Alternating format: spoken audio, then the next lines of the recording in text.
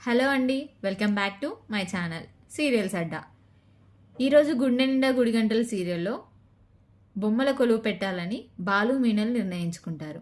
మనోజ్ ముందుగానే డబ్బులు ఇవ్వకూడదని నిర్ణయించుకుంటాడు.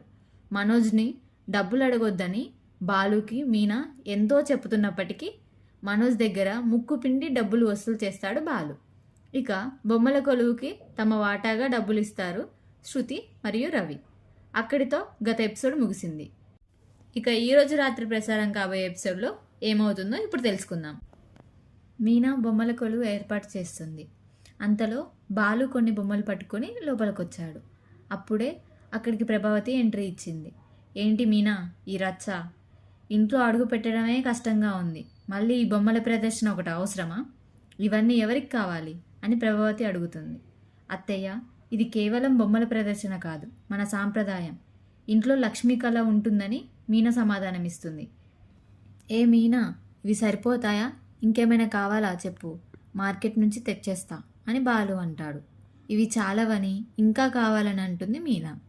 ఎలాగైనా బొమ్మల కొలువును అడ్డుకోవాలని చూస్తుంది ప్రభావతి. చూడు బాలు, వీధిలో పూల కొట్టు పెట్టి పరువు తీస్తుంది చాలక ఇప్పుడు ఈ బొమ్మల గొడవ ఒకటి.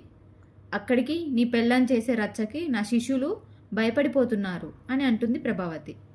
మీనా ధీటుగా, అత్తయ్య, మీ శిష్యులు ప్రేమ్ కుమార్ ఆ అమ్మాయి అక్కడ చేస్తుంది డ్యాన్స్ కాదు, అసభ్యత, పవిత్రమైన స్కూల్ని అపవిత్రం చేస్తున్నారని చెబుతుంది. ఇంతలో మనోజ్ మధ్యలో దూరి, అమ్మా, డ్యాన్స్ గురించి తెలియని వాళ్ళతో నీకెందుకు, తనకేం తెలుసు క్లాసికల్ టచ్ గురించి అని అంటాడు.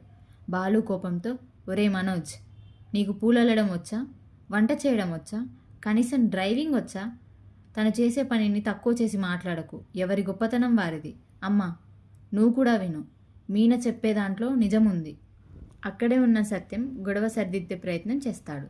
ప్రభావతికి కఠిన హెచ్చరిక జారీ చేస్తాడు. ప్రభావతి, రేపేదైనా తేడా జరిగితే బాధ్యత నీదే అనడంతో ప్రభావతి రగిలిపోతూ డ్యాన్స్ స్కూల్కి వెళ్ళిపోతుంది. మీనా చెప్పినట్టుగానే తన శిష్యులు క్లోజ్గా మూవ్ అవుతూ కనిపిస్తారు. ముందు జాగ్రత్తగా తన శిష్యుల పట్ల కఠినంగా వ్యవహరించాలని నిర్ణయించుకుంటుంది. ఆ ప్రేమ జంటలను ఇకపై దూరంగా ఉంచాలని హెచ్చరిస్తుంది. దీంతో తమ వ్యవహారం మాస్టర్కు తెలిసిపోయిందని ఆ జంట భయపడతారు. మరోవైపు బాలు మీనా కలిసి ఒక వృద్ధ దంపతుల ఇంటికి వెళ్తారు. వారి కోసం మీనా స్వయంగా వంట చేసి తీసుకెళ్తుంది. అమ్మా మీనా, మా కన్నవాళ్లే మమ్మల్ని రోడ్డున పాడేశారు. ఈ దిక్కులేని వాళ్ళకి భగవంతుడే మిమ్మల్ని పంపాడు తల్లి అని అంటాడు ముసలాయన. అలా అనకండి తాతయ్య, మీ ఆశీస్సులు ఉంటే చాలు. మేము బొమ్మల కొలువు పెడుతున్నాం, మీరు తప్పకుండా రావాలని మీనా వారిని ఆహ్వానిస్తుంది. ఆ వృద్ధ దంపతులు ఎంతో ప్రేమతో తమ వద్ద ఉన్న ఒక అపురూపమైన మట్టి బొమ్మను మీనాకి బహుకరిస్తారు. ఆ కానుక చూసి మీనా కళ్ళల్లో ఆనంద బాష్పాలు రాల్తాయి. మరోవైపు మనోజ్ షాప్లో ఫర్నిచర్ అమ్మకాలు లేక డీలా పడి ఉన్నాడు. రోహిణి అతన్ని ఎంకరేజ్ చేస్తుంది. సరిగ్గా అప్పుడే ఒక కస్టమర్ వచ్చి 10 లక్షల ఆర్డర్ ఇచ్చి లాటరీ తగిలాక కొంటాను అని చెప్పడంతో మనోజ్ సహనం కోల్పోయి అతడికి అక్కడే గెంటేస్తాడు. అప్పుడే ఒక ఫకీర్ వచ్చి ఇచ్చిన లేఖ మనోజ్ జీవితాన్నే మలుపు తిప్పింది. ఆ లేఖ తన మాజీ ప్రియుడు దినేష్ పంపిందని రోహిణికి అర్థమైంది. కానీ మనోజ్ భ్రమలో పడి గుడికి వెళ్తాడు. అక్కడ దినేష్ స్వామీజీ వేషంలో కూర్చొని ఉంటాడు. మనోజ్, నీ భార్య పేరు కాతో మొదలవ్వాలి, కానీ ఇప్పుడు రో అని పిలుస్తున్నారు కదా. ఇదిగో ఈ లేఖ చూడు. నీ తమ్ముడు బాలు నీ నాశనం కోరుకుంటున్నాడు. ప్రభావతికి గుండెపోటు వస్తుందని, నువ్వు ఆత్మహత్య చేసుకుంటావని వాడు రాశాడని ఒక లెటర్ చూపిస్తాడు స్వామీజీ వేషంలో ఉన్న దినేష్. మనోజ్ ఆ మాటలను నమ్మి పిచ్చి కోపంతో ఇంటికి పరుగులు తీస్తాడు. మనోజ్ ఇంటికి వచ్చి బాలుపై నిందులు వేయడం మొదలు పెడతాడు.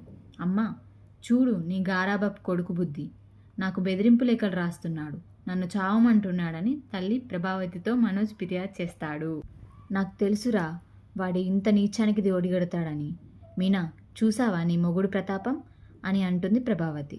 దానికి మీనా గట్టిగానే సమాధానం ఇచ్చింది. లేదు, నా భర్త అలాంటి వాడు కాదు.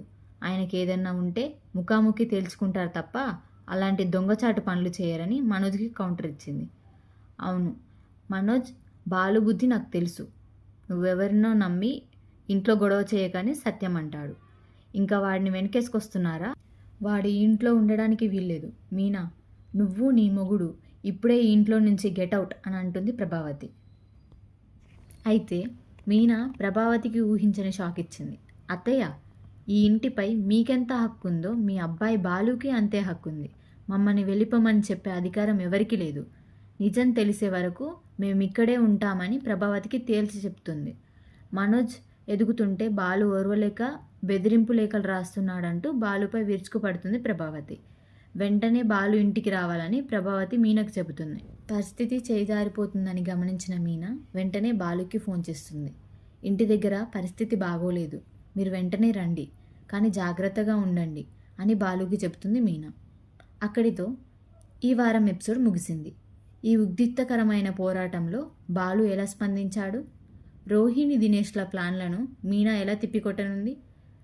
వచ్చే ఎపిసోడ్లో తెలుసుకుందాం. ప్రభావతి ఉగ్రతానికి మీనా బాలు ఇంట్లో నుంచి వెళ్ళిపోతారా? మీరేమనుకుంటున్నారో కామెంట్ సెక్షన్లో తెలపండి. కంటెంట్ నచ్చితే సబ్స్క్రైబ్ చేయండి.